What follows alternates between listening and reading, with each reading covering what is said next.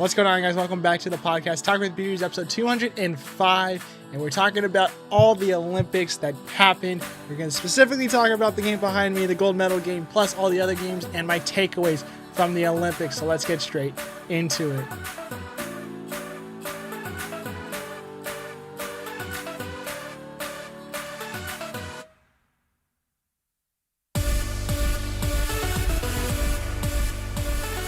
So the Olympics are officially over. Closing ceremonies were yesterday. We had the last event of the Olympics, the U.S. versus Canada gold medal game in men's hockey. Unreal game. If you guys did not wake up for that, that's tough because it was unreal. One of the best hockey games you could watch ever. And it was a very eventful tournament. So we're going to talk about everything from the gold medal game, the games leading up into it, the takeaways that I had before the tournament started. Did we hit any of those takeaways? And then the takeaways moving forward from this tournament. Things to look forward to when it comes to the world of hockey after this tournament has concluded. So let's get straight into it. We'll start off with the gold medal game. U.S. beating Canada 2-1 for the first gold medal in U.S. history since the 1980 games, which was a Miracle on Ice team 46 years ago to the day. February 22nd, very special day in U.S. Olympic hockey history now. Matt Boldy started off the scoring for the U.S. Opening goal, splitting the D of Makar and Toews with an unreal goal of the tournament goal for the U.S. Started off this one 1-0. After that, it was all Canada. One goal coming late in the second from Makar and a perfect shot. His second of the tournament gave him a 1-1 tie going into the third period. A lot of good chances for Canada. A couple wide open nets. Missed a couple chances that should not have been saved. That were saved by Connor Hellebuyck, who had an unreal performance. The best performance I've seen from a goalie stealing a game from a team, especially with this magnitude of the game. And we went to overtime, 3-on-3 overtime for 20 minutes. If they didn't score, they'd re-scrape the ice and go back and do another 3-on-3 period. Fortunately, it only took about 2 minutes into overtime. Jack Hughes scoring the winner, 5-hole on Jordan Binnington to win gold for the U.S. U.S., again, winning gold for the first time in 46 years. The stuff that was very impressive from the U.S. that I know the broadcast talked a lot about, but I noticed before broadcast was even talking about it a lot, was the penalty kill of this team. The face-off circle and the penalty kill were unreal. Getting possession for the U.S. were big in those draws for Vinny Trocheck and JT Miller. Two guys that I think a lot of people did not really want on this team. A lot of people said that those two should be out, and guys like Cole Caulfield, Jason Robinson should be in the lineup instead. Billy G and the GMs of this team decided to not go that route, and it looked like it paid off. They looked great. The top two face-off men in the tournament. PK went 17 for 17. You can't ask for a much better performance by this team when it comes to special teams. Now for the power play, a little bit up and down. Not as many chances as some of the other teams, but regardless, PK wins games, and it won it in this one. They had to face a 5-on-3 against the Canadian team, ended up killing off that. Gained some momentum, but ended up going back towards Canada's way. Canada honestly had 80% of that game when it came to possession. So after the game, we had a lot of good quotes. Jack Hughes having an awesome interview right before getting those gold medals around his neck. Nathan MacKinnon, after the game, had this quote, and I had a little trouble with this quote here. He said, you guys can be the judge of who was the better team today. So that was the end of the quote for Nathan MacKinnon. My big problem from this happens to be a lot of little problems that come into a big problem. I don't think McKinnon's quote is wrong. I think Canada was potentially the better team as a whole, but defense wins championships. Goaltenders, right? A hot goaltender is huge, and not just tournaments like this when it's a one game wins it all, but even in the Stanley Cup Finals, we see it all the time. Hot goalies get yourself far into playoff runs, into series, into games. Connor Hellebuyck was that hot goalie for the U.S. But going back to McKinnon's quote, Canada did look more dominant, controlled 80% of that game, in my opinion. But did the U.S. get bailed out a few times because of some wide open nets missed, some lights out saves, some saves that I do not know how Hellebuyck made? Yeah, they did. They got bailed out a couple times by some good defensive work, and a couple of just chances out the post, missing the net from MacKinnon, because MacKinnon did miss the net on one of them. Did we get the biggest save, I think, of U.S. hockey history, coming on the goal line from Devon Toews getting that shot and Hellebuck making the save with the elbow of his stick? Yeah, or the heel of his stick. Yeah, we did. Very similar to Braden Holtby's save in the Stanley Cup Finals against the Vegas Golden Knights in, I think, what was that, 2018, 2017 or something like that? I think 2018 Cup Final. Yeah, very reminiscent of that. I definitely think that save is going to be looked back as one of the best saves ever in Olympic history. Again, MacKinnon missed a wide open net. He could have some to blame for this as well. And also a big one that I think a lot of people are not really talking too much about. Did Canada rely too much on individual efforts, mainly from Connor McDavid and Jordan Binnington, when it came to the overtime period? 100% yes. I mean, you looked at that overtime, it only lasted 2 minutes, 3 minutes. McDavid had 2 or 3 opportunities using his speed, getting opportunities. But when you look at those plays, McDavid's the only one rushing up into those plays. There's no really good opportunities for anybody else to get that pass, to get a shot off. It was all McDavid trying to get in there by himself. Yes, he's very dangerous. Yes, he might be the quickest player in the NHL and probably on that rink at that time. But you can't expect him to score 100% of the time. Actually getting 0 points in that game is un-McDavid-like, but we've seen it before in the Stanley Cup Finals where he kind of gets lost, puts too much on his plate, ends up not getting any points, losing the big game to the Panthers twice. So I think they relied too much on McDavid, despite him getting a lot of opportunities in those last few minutes of that game. And Jordan Binnington, unreal save against Quinn Hughes. He doesn't make that save. The U.S. win in the first minute of that overtime period by a goal by Quinn Hughes. So I think those two were relied on a little too much when it came to the overtime period, and I think Canada is to blame for that. I think the U.S. as a whole, when it comes to the overtime period, is more of a complete team when it comes to setup, when it comes to setting each other up, when it comes to just the organization of plays, compared to Canada, where it seems like a run and gun individual effort, especially when we saw it in games leading up into that. So as a whole, Canada can complain about, were they the better team? Were they not the better team? Were the U.S. Lucky because of Hellebuck? They can complain all they want about it. But at the end of the day, I'm sitting here talking about the U.S. winning gold, Canada winning silver, and honestly, how it's going to change U.S. hockey as a whole for years to come. That 1980 team changed U.S. hockey for the better. Now you're looking at this team, the 2026 team. I think there's a lot of kids right now that watch that game, going to look back in 20 plus years and say, my favorite moment was Jack Hughes scoring the goal in overtime for the U.S. Connor Hellebuck's performance in that game against Canada for the gold medal. Those unreal saves. We're going to see a lot of number 37s on goalies. We're going to see a lot of number 86s on forwards. We're going to see a lot of people comparing their game style and what they want to be like to guys like Quinn Hughes, Zach Werenski, Charlie McAvoy, Austin Matthews, Jack Hughes, anybody you could think of that was on that team right there that is celebrating behind me.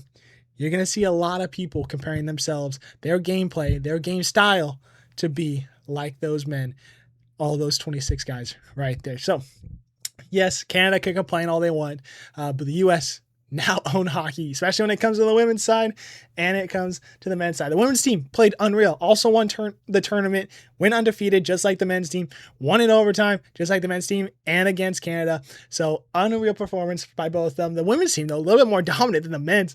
They scored 5 goals in every game until that very last game, that gold medal game, which ended also 2-1 final, and only gave up a total of 3 goals in the tournament. I mean, you can't get much better than that. Obviously, we already talked about the men's side. They looked great as well. So the state of the U.S. hockey is in perfect form right now. It's got to be at the highest peak right now.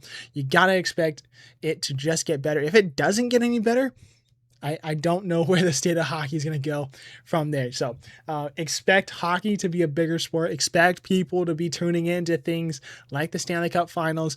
Honestly, maybe even this upcoming week when the hockey starts back up on Wednesday, you might see ratings go up because of the excitement of what happened this past weekend. All right, so before we did tournament talk and the bracket breakdown from the group stages, I had 4 takeaways that I wanted to see from the Olympics. Now, let's revisit those 4 takeaways. My 4 takeaways was I wanted a U.S. gold medal. I wanted a medal, specifically a gold medal, but I wanted at least a U.S. medal. I wanted some entertaining hockey. I wanted at least one crazy result or storyline to follow through the Olympics. And I wanted little to no NHL stars get long-term injuries. So let's look at all of them. Obviously, the U.S. got a medal. Obviously, it was gold. Best of the best. Can't ask for anything better than that, especially the way that they did that. Was it entertaining hockey? 100% yes. I mean, the group stages had good games, had some kind of bad games. You got to expect that when it comes to best on best, especially against some of these lower nations when it comes to the world of hockey. But if you look at the quarterfinal games, 3 of the 4 games went to overtime. The semifinal games were not that bad either. Competitive for the most part until maybe the end of it. So that was very entertaining. You got to look at the gold medal game, 2-1 final, overtime final, gold medal game on the line, USA versus Canada. That can't get much more entertaining than that. So entertaining hockey factor, definitely up. So 2 check marks there. A crazy result or storyline. I will say there wasn't as much as I hoped for, especially when it came to the bracket, a very chalky bracket, which actually I predicted 100% correctly. So hats off to past me on predicting that bracket. So that was pretty awesome. But looking at storylines, I think you definitely got to look back at the group stage and you got to look at Slovakia. Slovakia over Finland in the opener has to be probably the biggest win of that tournament that everyone did not expect to happen, and they won it at 4-1 final. So, and then following that team into the group, or getting out of the group, going into the bracket and just falling short of a gold or a bronze medal, I think that was one of the better storylines. So I would say yes, one crazy result or storyline, we definitely got that with the Slovakian team. So that's 3 check marks there. And last one, little to no NHL stars getting long-term injuries. Will I say little? Yes, I think the 3 that you got to obviously look at is Switzerland's and LA Kings, Kevin Fiala. He's done for the season due to that leg injury and that tie-up with Tom Wilson. So that one, very tough. I expected him to not play anymore after looking at that injury. And when it did come out, it's definitely tough news to the Kings, definitely tough news to Switzerland, who were looking very good in the tournament. So that was the big one out of any league, any team to get a long-term injury there. Sidney Crosby, Pittsburgh Penguins player, to be determined when it comes to the injury. I think it was a lower body is what they said, especially looking at how he fell. So is that going to be a long-term injury? We don't know. Could it really kind of hurt Pittsburgh's chances of making playoffs again with Crosby? Could it mean Crosby might not be the player we see as we had leading up into the Olympics? Hopefully that's not the case. But you definitely got to be worried a little bit if you're a Penguins fan. And last one, Finland's and Dallas Stars, Mikko Rantanen. He's to be determined as well injury-wise. Did not play in that bronze medal game due to an upper body injury. Dallas, one of the top teams in the league. Is this their year finally to get to the Cup final and win it this time? Definitely a tough road ahead of them, especially in the Central. But as a whole, Mikko Rantanen not being on that team could be a big difference maker. Who knows? I mean, that could be a big deal when it comes to the playoff time. Maybe they do determine it's a long-term injury. They pick up somebody big in the deadline. That could be something that we note looking forward into that. So I would give it a check mark, yes, because we only know one player that has no future for the rest of the season. That's Kevin Fiala. But the rest of these guys, long-term injuries, who knows? I mean, Crosby could just be a week or two gone. He was 70% ready to play in that gold medal game. So I don't think it's too long-term, but he might be missing a few games. Mikko, that's the only one I'm kind of questioning mark there. I don't know how long that's going to be. So that could be a big question mark moving forward. But I'm going to give it a check mark. I'm going to say all 4 did hit. Little to no NHL stars getting long-term injuries. One crazy storyline with Slovakia. Definitely some entertaining hockey, especially in the quarterfinals. And the U.S. getting a medal. All right, now let's talk about my overall thoughts on the tournament, on the 2026 Olympics for the hockey side. As a whole, the Olympics, I love the Olympics. I think the Olympics are very entertaining. They're fun. I'm watching sports and events that I would never watch leading up into this until the Olympics time, and rooting on nations that I love the storylines of that, or want to see the U.S. get some more medals as a collective. So watching the Olympics is definitely a lot of fun. Now, looking at the hockey side only, I think this tournament was amazing. I mean, looking at the format, the way each team were not guaranteed a spot, kind of like the women's side, which I did not really like that format. But looking at the men's side, where honestly anybody could have gone out of the group stage, especially with that second place finishes, being that fourth place team potentially. There was a lot of storylines going into the last day of the game. So I think regardless of what team you rooted for, I think everybody loved the way that format was. Seeing best on best for the first time since 2014, that's criminal that we haven't had one since then. I mean, obviously, you kind of want to see a couple other teams in there, especially Team Russia, get in there for a best on best to kind of make it just a little bit more special. But regardless, the tournament was exciting when it came to games, players, results. I mean, the growth of hockey is definitely going to go skyrocketing after this tournament. If it doesn't, again, I don't know what else the game of hockey needs to do. But I think the sport is in the perfect form right now. You can't get much better than this. So I definitely think the best on best is definitely going to grow the sport of hockey for the better. From the podcast dad, he had 2 takeaways for himself as well. He liked the quick condensed format, especially when it came to the group stages where you play a game, you got maybe a day off and you're right back at it again. He liked the way it was so compact, quick, get to the point, move on to the next. Really no time to dwell on bad performances or not. You got to get ready for that next matchup. And also he liked the overtime format. A lot of people really questioning that overtime format for the medals where it's 3-on-3 for 20 minutes. I think a lot of people that aren't American are complaining about it. A lot of people that are American are not complaining about it. I could see both sides. I mean, when you look at a 5-on-5 NHL continuous overtime golden goal, I like that format a lot for the NHL. It's a league that is flexible with their schedule if they need to. If it's going to go to 6 overtimes, and we're playing 9 periods of hockey, the next day they're not going to force them to play that game. They might give them a day off here and there. For this kind of tournament, let's just say the semifinals, both semifinals went to double overtime. You're playing 5 periods of hockey potentially. Then next day you're playing for a bronze medal, or you got a day off and you're going at the gold medal. That's a lot of hockey in a small, compact schedule. I'm not a big fan of that. I think 3-on-3, forcing 1 overtime pretty much. I doubt that we would ever get a second overtime of 3-on-3 hockey with 20 minutes on the clock. I think that format is very good. The podcast dad agrees. I think he really is a big fan of that. I could see that coming to the NHL when it comes to regular season games, a higher time limit of 3-on-3 and get rid of the shootout, because a lot of people do not like the shootout. And overtime is still skills. It's definitely still has that kind of factor there, but it's not who could deke out a goalie better. It's more of formats. Can a player get around his player? Can we find some open space? Be patient, things like that. I could see going up to about 10-minute overtimes for the NHL. So they may adapt that based off of this tournament. So that could also be a growth of the sport too, growing as a better overtime format for the NHL regular season. But as a whole, the podcast dad had those 2 takeaways. He liked the overtime format during the medaling, and he liked the quick condensed format of the tournament as a whole. So yeah, as an overall, I love this tournament. I love the Olympics as a whole. I love the hockey side. The women's were entertaining. The men's were entertaining. The other events, the curling, the cross-country skiing, that was actually really entertaining as well. The biathlons are always entertaining. We had a lot of good storylines this whole tournament, and I'm very sad to see it go away. But what must go away at some point. I can't wait till 2030, which I think they're in France for that. That will be a very entertaining tournament. Hopefully by that time, the world's in a different place. Maybe we get Russia coming to that Olympics and we get some more best on best tournament by then. But as of right now, that's it for the Olympics and international hockey.